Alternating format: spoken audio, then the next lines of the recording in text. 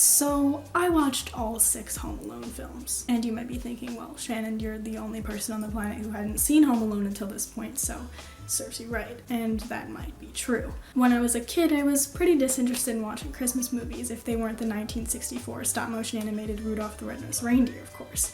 And then up until about when I was 12, I hadn't seen many more movies than that and Polar Express. And my disinterest in Christmas movies has continued into my adult life, and especially now that I'm interested in movies, I have a lot more things to watch than shitty Christmas films, even iconic ones such as Home Alone. But I decided not to be a total Scrooge this year, and I would check out one of the most iconic Christmas movies probably ever, Home Alone. And with that came me also deciding to watch its 5 succeeding films. And oh my god, I think watching all of these movies took a couple years off my life. It was certainly time. But hey, I did it, it's over with. I watched them all in one single day. So that was, well, a good 12 hours of my life that I wasted. I'm a sucker for rankings and ranking film series and directors and such, but I think for the sake of this video, I'm going to talk about each film in its order, so from 1 to 6, and then I'll do a rank at the end of the video, just to keep things in order and keep it organized. Alright, enough talking, let's get into this shit.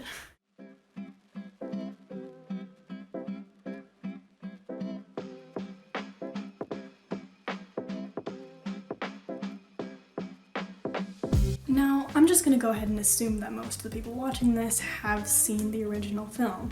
And that being said, I'm not gonna go into the plot of this film, but rather talk about what makes it better than all of the following films. Starting off, this film follows 8-year-old Kevin McAllister, and I think that he's a perfect protagonist for a film like this. He's smart and funny, but also kind of snarky and rude and misunderstood by his family. He undergoes a pretty decent character arc throughout the story, and we have a really good emotional resolution at the end where he realizes he genuinely loves his family and doesn't want them to disappear. I think Kevin's character, and specifically his relationship with his family, is what makes this movie good in my eyes. And out of the 6, this film does that the best. And that is, in my opinion, why this is the best one.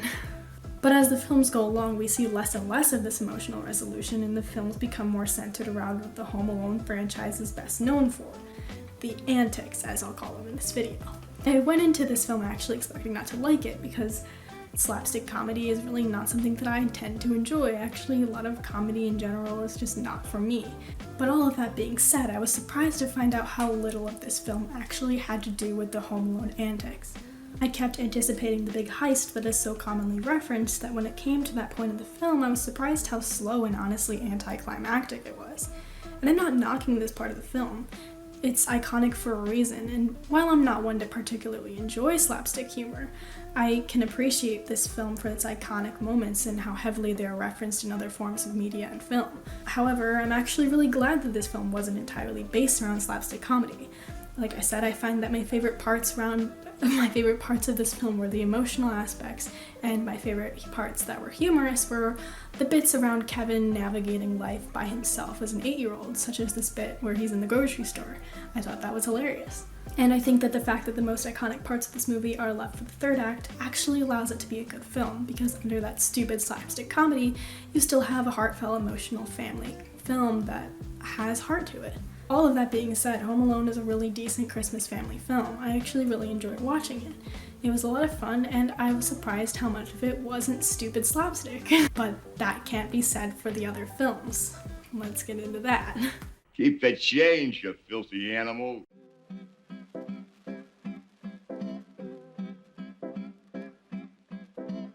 Home Alone 2 is surprisingly good.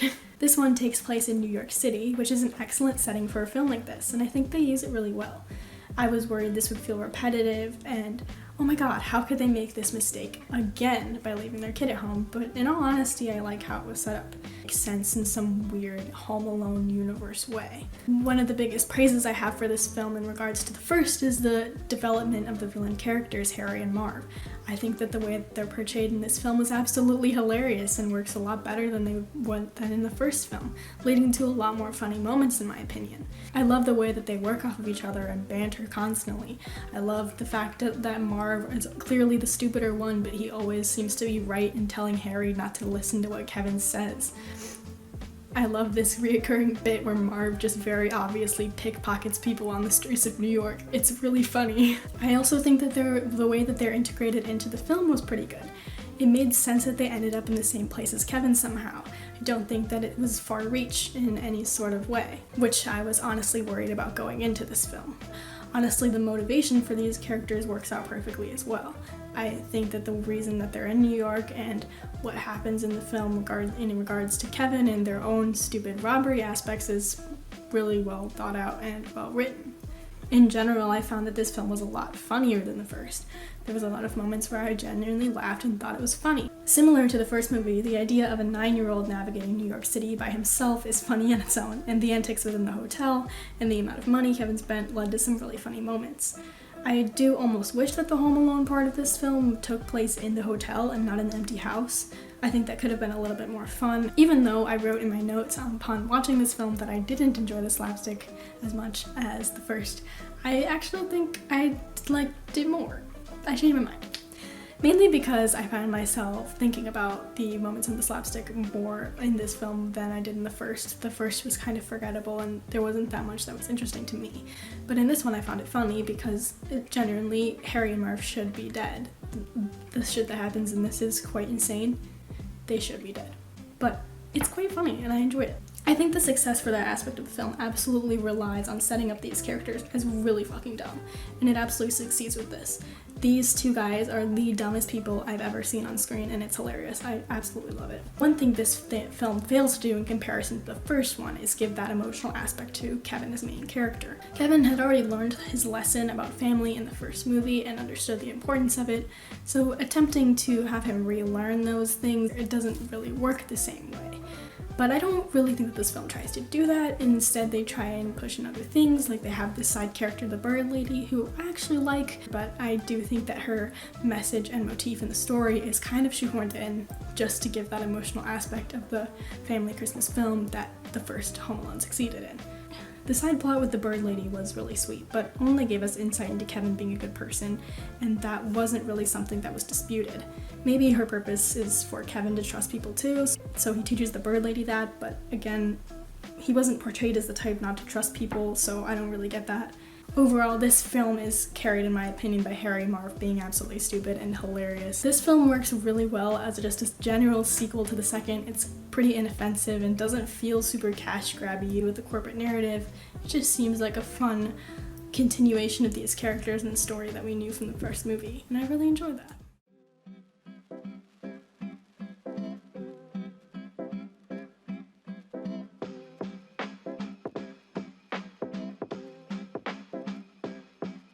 Home Alone 3 is probably the most forgettable of all of the Home Alone films. Probably because it's not egregiously bad, nor is it particularly good. I think it's just fine. This film is the first to not center around Kevin and his family, rather a new family and their 8-year-old son, Alex Pruitt. Alex is a decent protagonist for a Home Alone-esque film.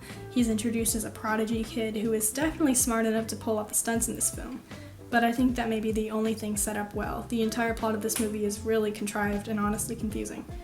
There is this group of people that are attempting to get a missile chip that was put inside a toy car and given to Alex. So they are robbing every house on the street in broad daylight to find the house with the toy car so they can get the chip back. I just want to know who came up with that plot, because this is actually the dumbest. No, wait, it's not the dumbest. We'll get to that. Anyway, this motivation was really stupid, and not only that, but the villains in this are also really stupid. But not in the good way that Harry and Marv were in the second and first films, but just generally uninteresting and irrelevant.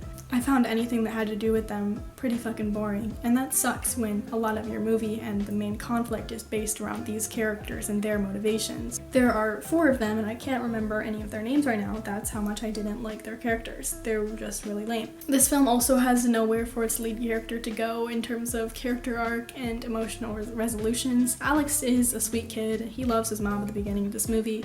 It doesn't have any ill will against his family or anything like that. Like I said, he's smart, and I think the only thing that he has to overcome in this film is his chickenpox, which he seemed to have overcome immediately after getting it, because what? He didn't have... This kid was like fully functioning, normal.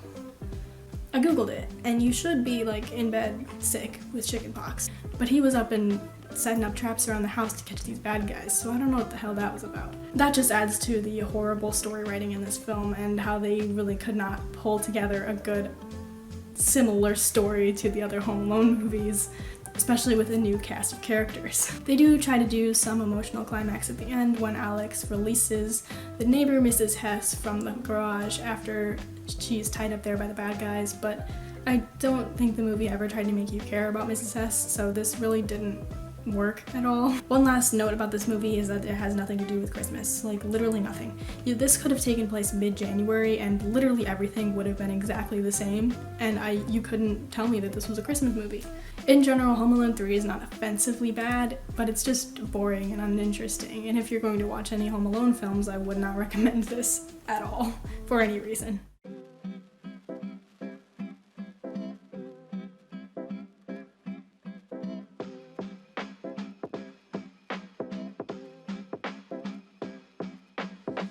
Home Alone 4 was released straight to DVD 5 years after the last edition, and oh my god, this film is awful. Home Alone 4 takes place in a strange alternate universe in which the second movie never happened, and Kevin, who is 9, allegedly, makes the choice to stay with his dad for Christmas because in this alternate reality his parents are divorced.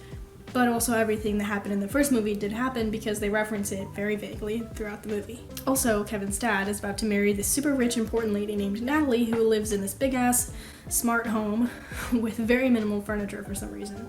I like the idea of a smart home for a Home Alone sort of film, but this film does absolutely nothing with it at all and makes it so uninteresting and so stupid. This film is really bad.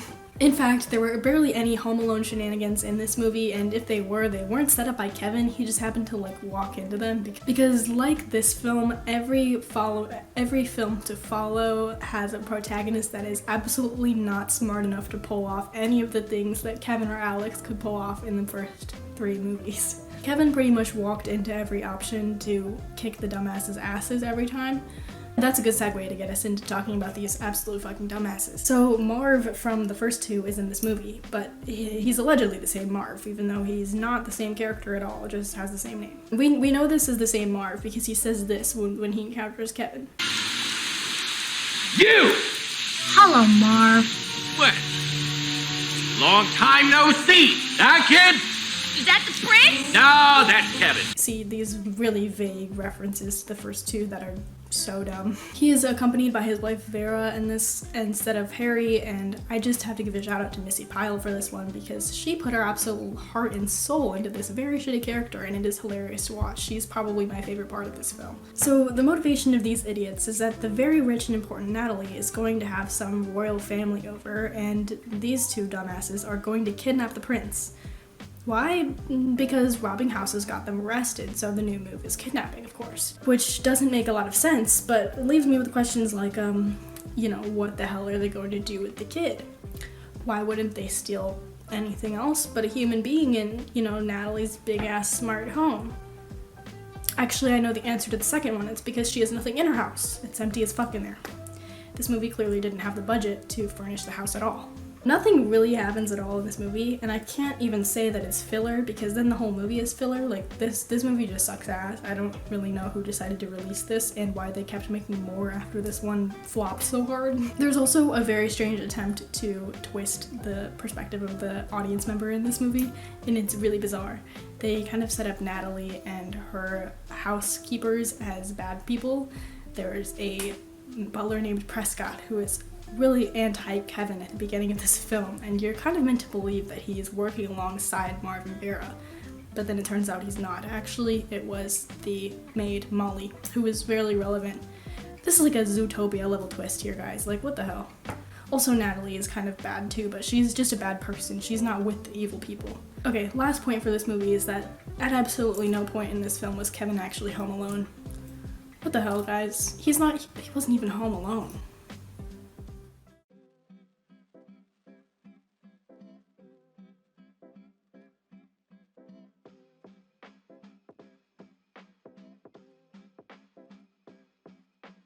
The holiday heist is honestly not that horrible, at least compared to the last film. We have a new family in this film, the Baxters, and they have just moved to Maine from California. Really sorry about that, guys. That sucks actual ass. This one wasn't as formulaic as the others because it has, in my opinion, an interesting side plot where everyone believes that this new house is haunted. I think this is kind of funny and works well in keeping the film light. In this movie we have 3 robbers and they are attempting to steal a painting from the basement because it's really expensive, and that's not actually why, but this side plot is dumb and I don't care about it, so I'm not going to go into it more. Anyways, I like these guys better than the ones in Home Alone 3, but they're still not very good. I like this guy a lot. I think a lot of his bits were genuinely funny. This woman was really annoying and I can't remember what this guy did at all. But this film is a little bit different because we have 2 protagonist kids. We have 8-year-old. So what if I'm 10? 10-year-old. The synopsis says he's 8. He says he's 10 in the movie. How old is this kid? Come on, guys, get your shit together. Anyway, so this is Finn, and this is his sister Alexis, who I'm guessing is about 15. These characters are really one note. They're just kids who don't want anything to do with the fact that they moved and have to speak to their parents. They just want to be on their electronics because, you know, 2012 Disney movie. I liked when they worked together near the end of the film. It was actually fun and interesting to see a different conflict and to see 2 characters working together to outsmart these guys. It was pretty interesting and different. This film really doesn't have much to do with home invasion in general. Like I said, that haunted house plotline kind of covers a lot of the film anyway, but I kind of appreciate that because everything that had to do with the home invasion was really boring. But separate from the Home Alone franchise, this movie is kind of inoffensive and just feels like a shitty decom, and you know what, I'm cool with that. It's not egregiously bad like the last.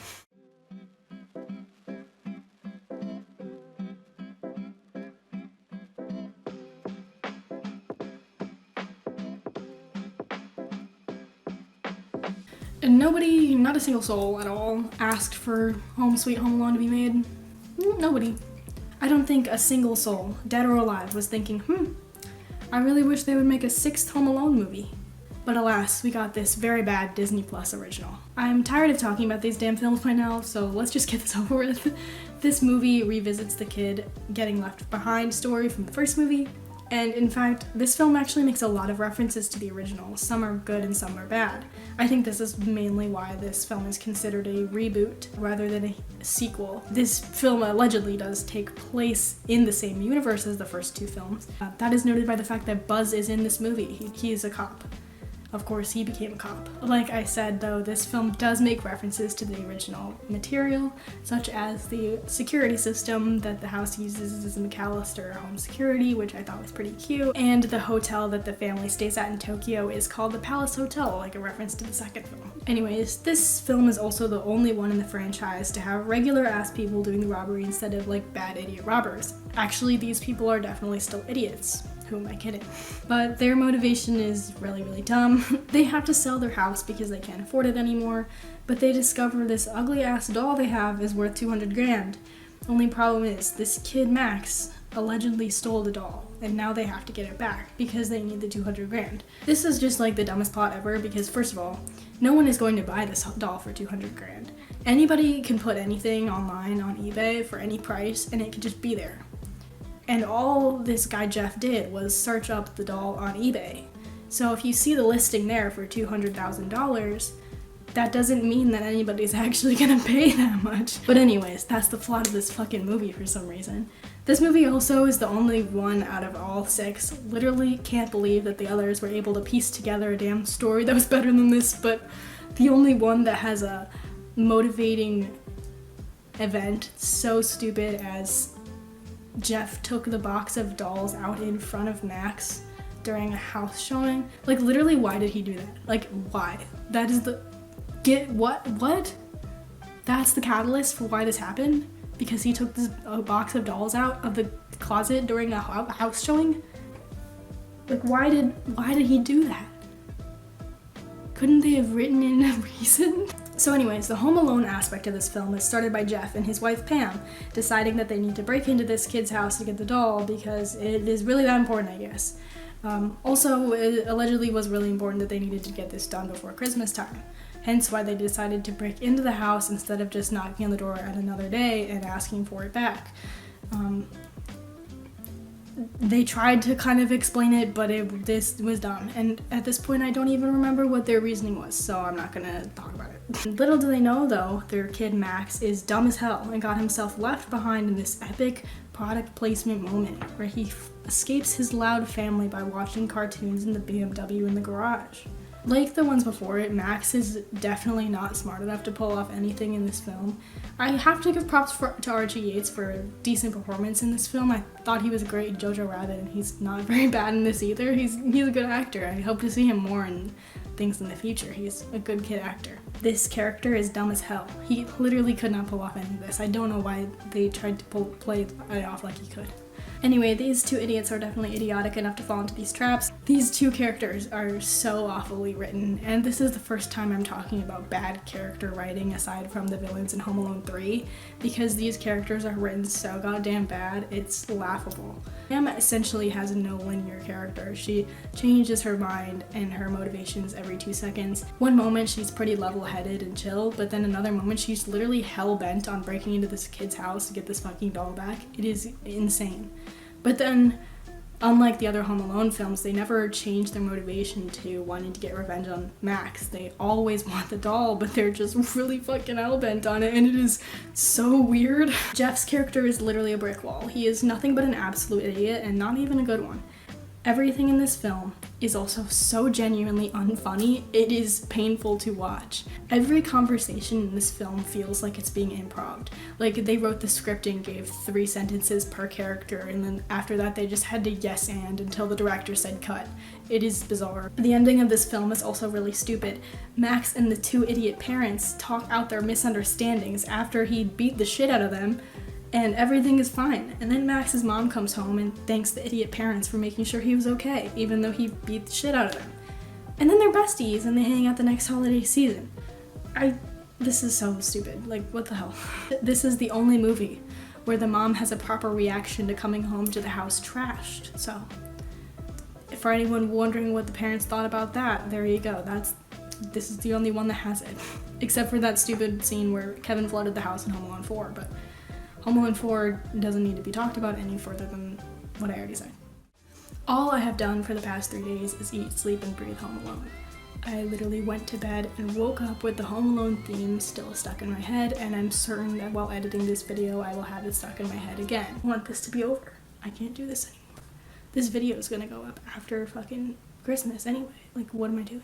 None of these succeeding films other than the second one can match the proper success of the first, and hell, even the second didn't match the success of the first, it just matched the vibe and energy of the first one. Mainly because this franchise is based around getting more money out of people who loved the original for its great family Christmas movie value. But none of the other movies have that. They're all just shitty remakes and reboots and retellings of the same story and ideas, but in a really shitty way.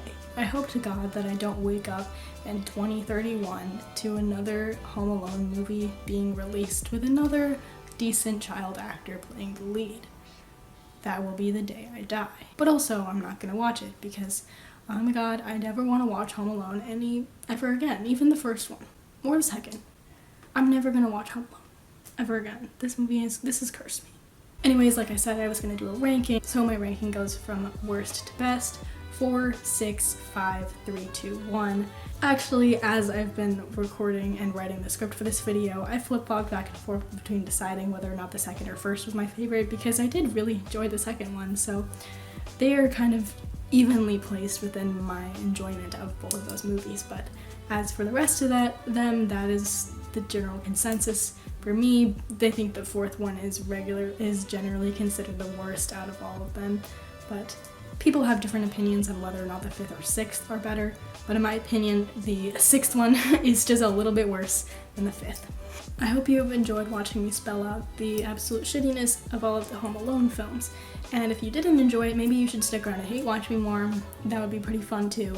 I wouldn't be mad at that. Thank you so much for watching. If you want to see what I have to say about other movies, you can check out my letterboxd at SharkShannon, where I'm constantly watching movies and constantly reviewing and talking about them on there. And that's about it. Thank you so much for watching. I genuinely appreciate it. Merry Christmas, you filthy animal.